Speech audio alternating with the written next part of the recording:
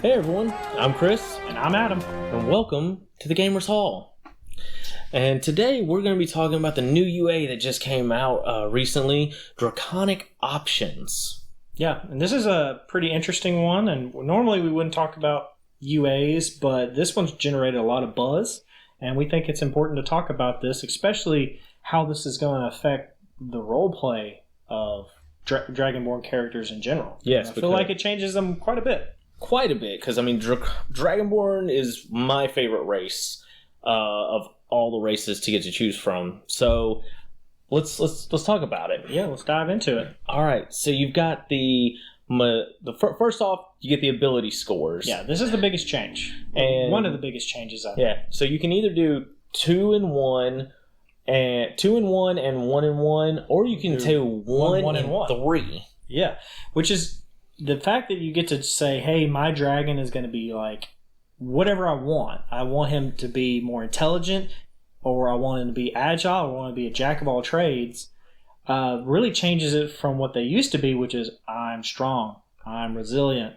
Yeah. And I'm either going to be a martial class or the sorcerer and maybe or warlock. Yeah, which can kind of get boring and pigeonhole them into one particular class, which would be fun to see a Dragonborn monk that actually, mechanically works a little bit better. Yeah, or the Dragonborn scribe wizard. Yeah, where, that's a really cool idea to where that they're not so far back having to deal with, well, I don't have my extra +1 in this. I'm going to be just hamstrung from the get-go. Which is nice. It's a good way that they're going with this. Yeah, I like Wizards of the Coast D&D's approach of you get to pick where you put your ability scores, because that it opens up the race to be a multitude of different classes. Yeah, and it stops making them so defined as to what they are, which I've watched a couple of videos, and a few people have come to the conclusion like they don't like the races being so defined by ability scores that elves are always agile, or half orcs are always strong. It's like, well, no, not all the time. They're If you're dealing with thousands, if not millions, of a race, they're all going to vary and be different because of the circumstances. Yeah, eventually you're going to have that dwarf that wants to be a wizard. Yeah. That dwarf that wants to be a rogue. Yeah. Also can't handle his ale at all because his constitution is crap. Yeah. It's going to happen. So that's a really interesting change. Yeah. Now the next thing is, you've got your metallic dragonborns, you've got your chromatic dragonborns, and gem. Now they have the gem dragons. I thank you for finally starting to include that a little bit in their wizards and not make that added to by players or by the other company who added in his supplement. We've had that book sitting around Matt here. Koval? Matt Koval, there it is. The Fortresses? Fortresses, yeah, and now the gem dragons, because they're interesting. So, yeah. Well, yeah, let's talk about each one of these choices, because now it's not like I'm a Dragonborn with this skin tone and I do this. It's now I am this Dragonborn that traces my lineage all the way back to this specific line of dragons. Yeah, and one thing that is the same about all three of them is that you're going to be a humanoid. You're going to be a humanoid. You're going to have a walking speed of 30, and you can read, speak, write Draconic, and one other language. So that's all the basics. Yeah. And another thing that is the same with each of them, but it's modified, is the breath weapon. Yeah. So they all get a breath weapon. It's going to be the damage type is going to be associated to the Draconic lineage that you pick. Yeah, the ancestry you pick, which is also your resistance, because all of them get a resistance to the same lineage they pick. Yeah. So gold is fire, so you would also have fire breath, which most everybody will know that's how that works. Yeah. Although the gems, they're interesting. The gems is where it gets different, because now you have access to force damage, psychic damage, radiant damage, thunder damage, and what's the other one? Necrotic damage. Yeah. Very, very interesting for that. Yeah. But yeah, the breath weapons, back to that, the chromatic. Here's where it's changed from the original. Chromatic all have 30-foot long, 5-foot wide breath weapons. So now they're all lines. They're all line breath attacks. Every one of them. Dex save. As you level up, the damage will increase. And then the metallic now all has cones. Every one of theirs is a cone that's 15 foot out. So 15 by 15 cone. Yeah. And then the gems also 1 square, 2 square, same 3 square. thing, 15 foot cone. And it works off of whatever their lineage is what they shoot. Yeah. The thing that really adds the most flavor to these breath weapons now is in an attack action, you can replace one of your attacks with one of these breath weapons, which, let's be honest, is the most thematic thing they possibly could have done for this race. Yeah, so it actually makes it to where if you do pick a martial class or something that has 2 attacks, you can do 1 attack and a breath weapon. Yeah. I mean, amazing. Can you imagine a blue Dragonborn artificer that is one of the warsmith, and he's swinging it around, and he shoots out that bolt of lightning and just fries somebody with it? I mean... Oh, yeah. A warlock that has the thirsting blade. Or hex blade. I mean, it's so interesting because we all know dragons don't just fight with one breath. They're swinging claws, their tails, they're buffeting with wings. The combat, the fact that now it's not like I have to waste my whole turn on this breath. This breath doesn't do a whole lot of damage. Is now no, this is a legit attack. Yeah, but now if you're a fighter or a barbarian, I don't mind swinging 1 attack and then using my next attack to do a breath weapon, and especially if you can do 1 attack and then reposition yourself to line up so you can get multiple people. I mean, it's such a small change, but with huge impact. Huge impact. I love it. I like the idea of just in a combat situation, a player describing how they are just a black dragonborn is just wailing on this guy, and he sees somebody coming down the hall and shoots that line of acid to burn this one down and catch the person behind them.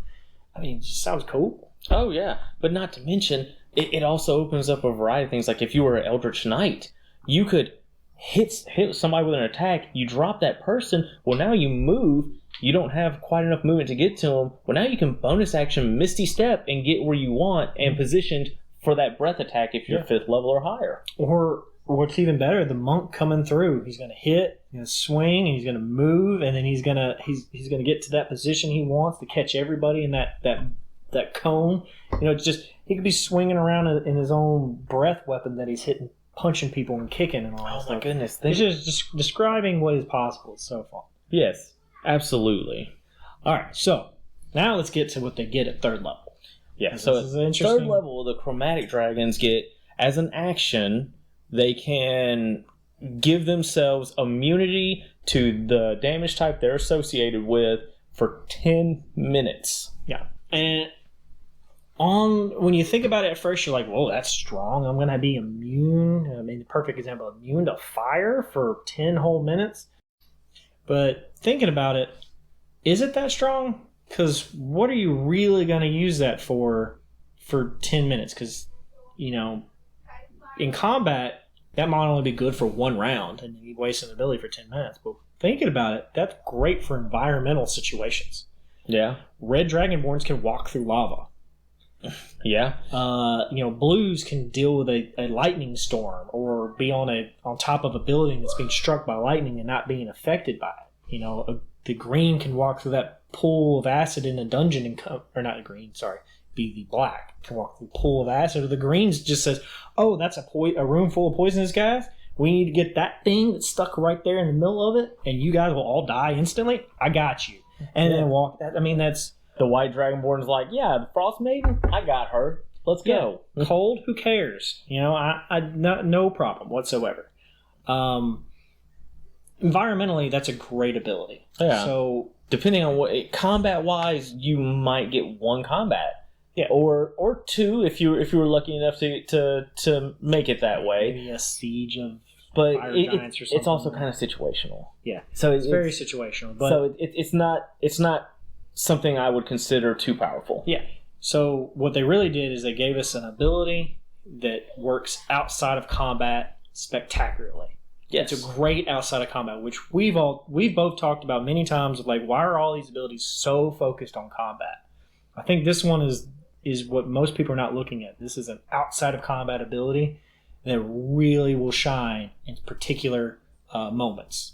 Oh yeah, because like that red dragon, like, hey, I got you guys. Just hand me a rope. I'm just gonna walk through this lava. Yeah. Tie it up to something, and now you guys can come across. Like, we don't have to worry about trying to skip stones and do all this other stuff, and someone possibly dying in the fire. Yeah, he'll just avoid most of it, and what lava hits him, he'll be fine for right now. I mean, it just makes sense. It's cool. Yeah. But great ability. Let's talk about the roleplay aspect of it. How is a player going to describe how their Dragonborn suddenly got immunity instead of resistance to their damage type? Well, one thing is interesting is that now all these breath weapons are considered magical energy. Yes. So I believe you had one good one where basically you vomit the magical energy on yourself. Yeah. And it creates a coating. Yeah, you just hit yourself with your own breath attack, and it's just hey, now your scales are coated in it, and like that's why you're like it's enhancing your own skin. Or the reverse is you just sweat a lot and it ekes out of your scales and onto that, Yeah. Very gross sounding, but I mean, the first time your guy does that to the group and describes it that way, I can only imagine. Yeah. The answer, like what? Yeah. What did you say? Yeah, but also, like, if you or a player didn't know about this, like, just them going, wait, what ability is he using? What is that? Like, is that a class thing? Like, no, it's just a race. Or he can just thicken his scales, and suddenly his red scale, his scales become more vibrant and red, if he's a red Dragonborn, or it could just be he's got a glow. Like in The Last Dragon? Yeah. He's got the glow. He's got the glow. Oh my god, the Black Dragonborn looks more... He's got a black glow around him. I guess he's immune to acid now. It could be interesting ways of portraying that energy. Definitely. Now, the chromatic dragons... Metallic. The metallic dragons, they get an additional breath weapon at 3rd level. You get it's described as a magical gas attack. Mm-hmm. So I'm going to start with the second one because Adam has a lot to say about the first one. Yeah. So in the second one, what happens is you hit it's a 15-foot cone, just like the first breath weapon, and if they fail their Constitution save, they are incapacitated until the start of your next turn.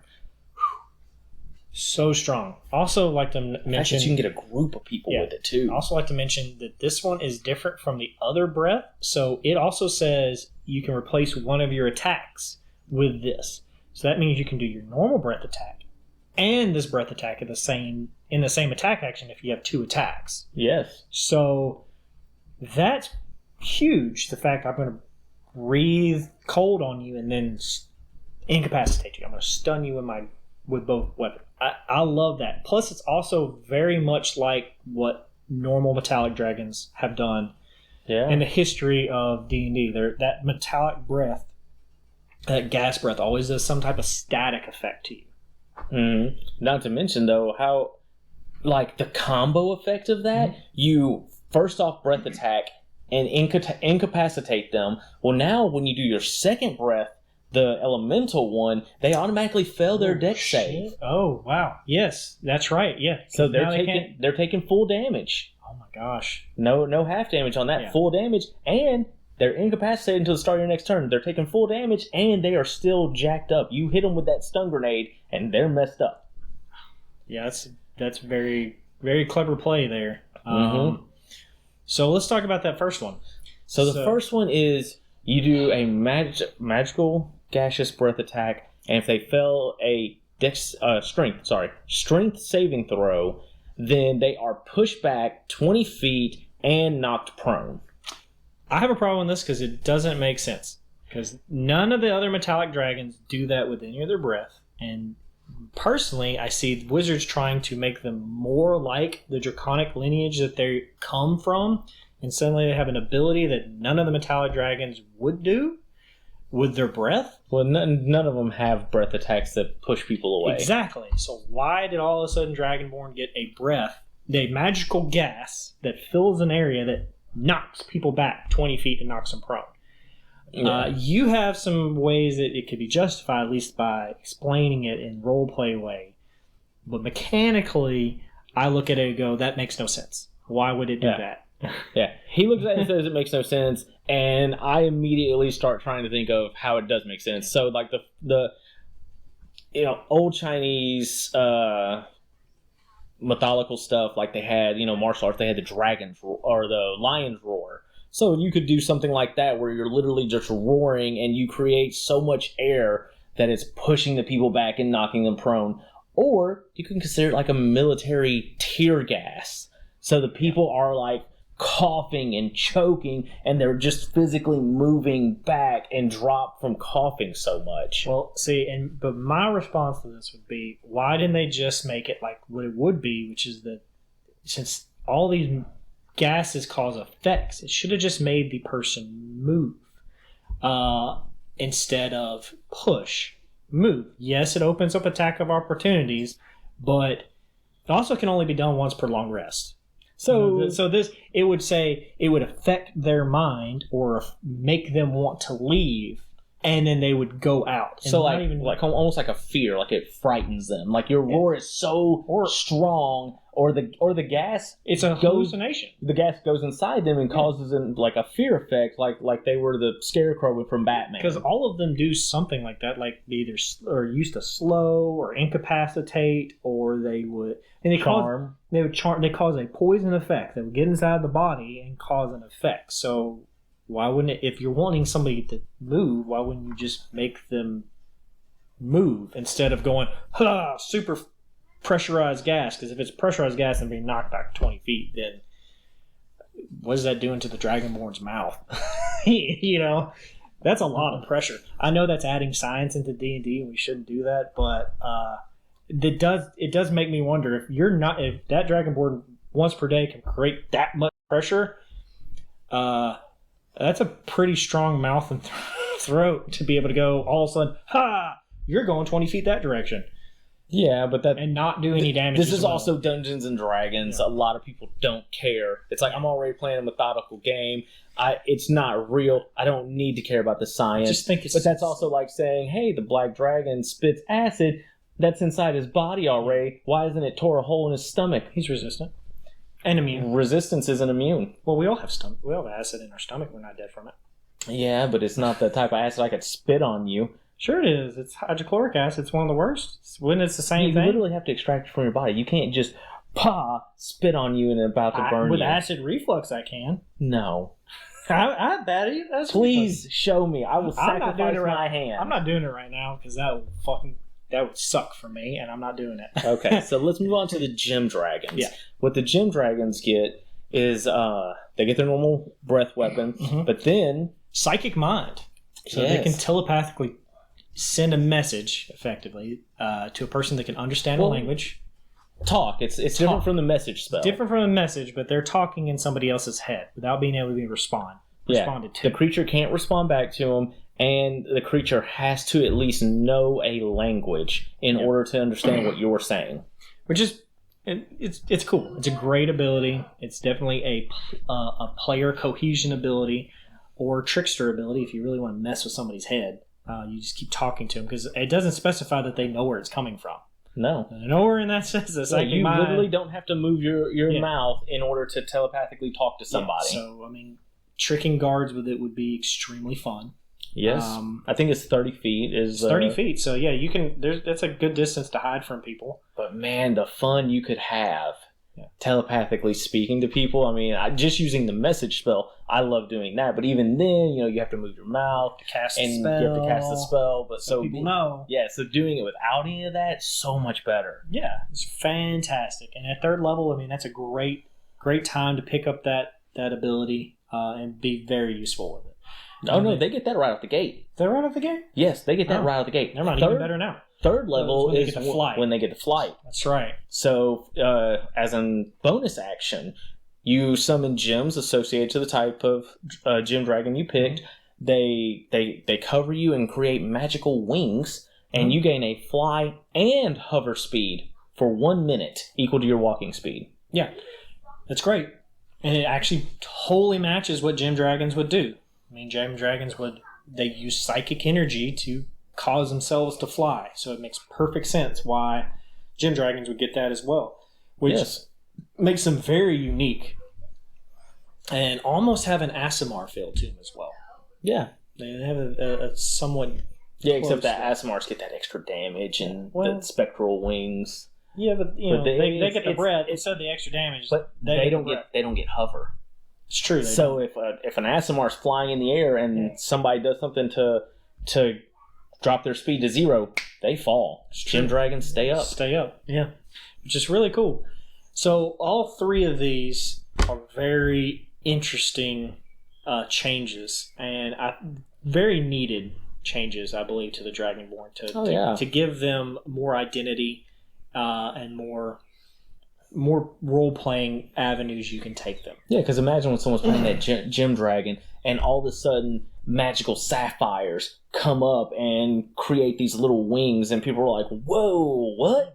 Where those, like, hey, where'd those sapphires go, man? Like, what? Actually, what if they wear a coat covered in the gems that they have, and then that's how they create their wings? They have these little gems, and it pops off from around like their cowl, and it floats up being held, and you can see the gems suspended, and that's how they connect their psychic energy. So it's like lattice. Oh, that'd be awesome. Or they have like a cape, and the cape literally splits and creates wings, and then like when they're done, it just goes back to normal. I mean, there's a lot of really cool ways you can go with that, other than it just suddenly appearing. It's like, well, they have, since it's psychic, it needs something to connect to, maybe, and it's always. Or if you wanted to, I mean, you could say it's just like you could say they're spectral, and because I mean, it doesn't really change anything if you do, and just say that you see like magical like spectral sapphires. Yeah, it's pretty cool.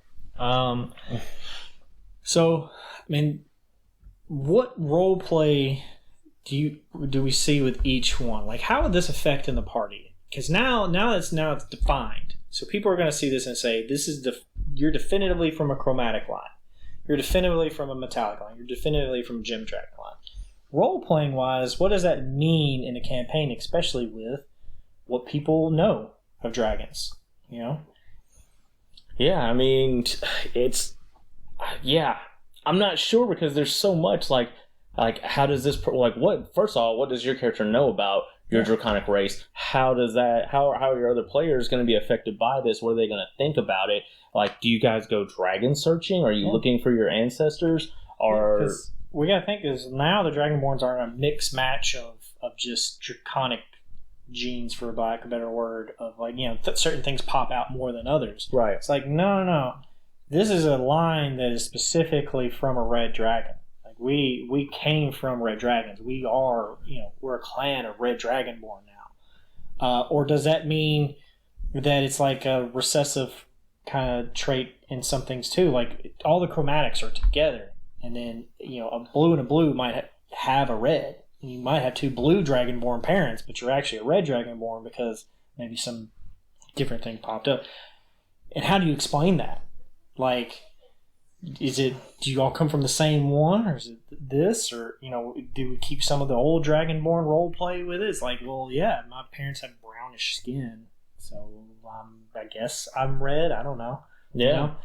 I think that's an avenue that would be worth exploring, especially adding into the background of the character of like, well, if I'm playing this, where did I come from? Yeah, where did you come from? Are you from a group of Dragonborns? Are you from a clan? Or are you actually straight from a dragon who like created you from droplets of their blood? Or like you were the egg that hatched differently, and instead of being a half dragon, you came out a Dragonborn. It's like, what am I going to do with you now? Or all the Dragonborn born, all the eggs are laid, and they're all some just regular egg until maybe a red dragonborn specifically comes and nurtures it, and then that they will become a red dragonborn if it's nurtured. Yeah. And that's a way to explain it. Like, or they have to be enveloped in this energy. So does that mean Dragonborns can choose what they're supposed to be? So and are they environmentally made? It's like you have a dragon egg, but this egg needs to be in a icy cold mountain to be white. It needs to be in some type of swamp infested place to become black. You could have a whole Dragonborn society built upon the hierarchy of dragons. Like the metallic dragons know where each one's at. And there's only ever going to be so many gold Dragonborns. And they're going to be the leaders because they're the most revered. And then you have the silver ones. The silver ones are always going to be the protectors. So they pick and choose exactly what you're going to be from the time you're born. So that's a whole nother avenue of like, well, I was picked to be a silver Dragonborn, but I'm a thief.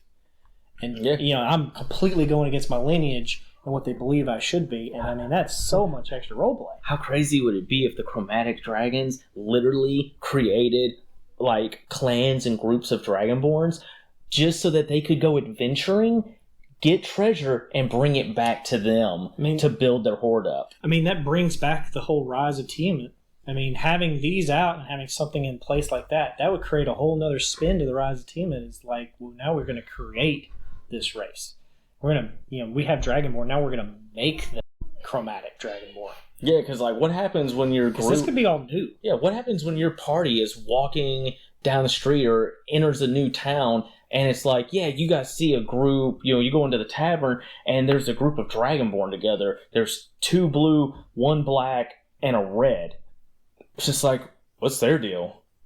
Yeah. Like, usually the Dragonborn aren't together. They're, with a different group, or they kind of mix and mingle, but like now they're a collective group, and it's like, ooh, like, I'm definitely going to be interested. I want to know them. I want to know what they're doing. I want to know what they're going after. And even more interesting is like the gem dragons. Gem dragons are rare, so all of a sudden you're seeing gem Dragonborn. Where are these coming from? And they're weird because they're talking in my head. Yeah. Like how the role play of this new UA is just so huge. You could have a group of gem Dragonborn sitting at a tavern, and they're all just sitting there drinking, completely quiet because they're all telepathically talking to each other, and everyone's just like, I want to know what they're saying. I want to know what they're talking about. What conversations are they having? Because they literally never talk because they just talk in each other's heads. Yeah, they just look at the person. That way they know who we're talking to. They look at the one, because Psionic Mind can only target one person. And go, I'm looking at you. That means I'm talking to you. And then, they'll never have to say a word. Yeah, you could have a mute character that can literally talk to anybody. Yeah, and he's learned languages. He knows what they sound like. He just doesn't have to say them. Yeah. It'd be super interesting. It'd be cool.